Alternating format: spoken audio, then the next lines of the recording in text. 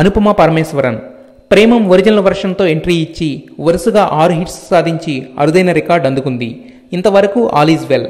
పండగ సీజన్లో వచ్చిన శతమానం భవతితో కూడా సూపర్ సక్సెస్ అందుకుంది.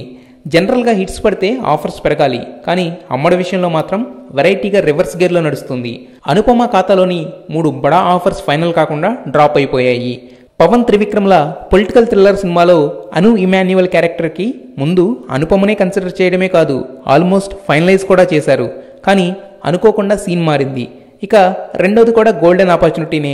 రామ్ చరణ్ సుకుమార్ల క్రేజీ కాంబినేషన్లో తెరకెక్కుతున్న village backdrop love story. సమంతను సైతం కాదని అనుపమకు ఛాన్స్ ఇచ్చారని ప్రచారం జరిగింది. శతమానం భవతి హిట్ టాక్ వచ్చాకే ఆ ఛాన్స్ కూడా సైడ్ అయిపోయింది.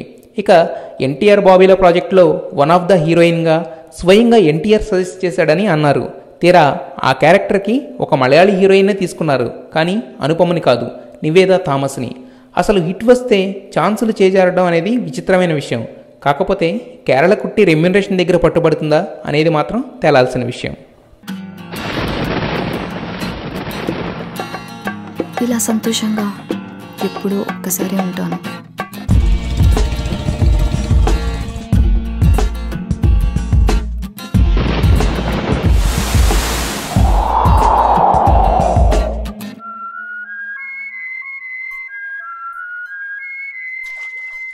నాలాగా నచ్చినట్టుగా బతికే అమ్మాయిల్ని చులకనగా చూద్దాం.